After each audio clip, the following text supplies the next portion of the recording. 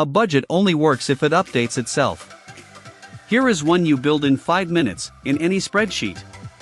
List what comes in and what goes out, and tag each row income or expense. Now 2 formulas.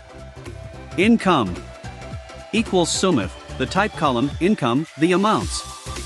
It adds up only the income rows. 3,100. Same for expenses. 1,300. Now the magic line. Leftover equals income minus expenses. 1,800. And 1 if, to judge you. Greater than 0, saving. Otherwise, overspend. Change any number and everything recalculates on its own. No app, no subscription. Follow for one simple system a week.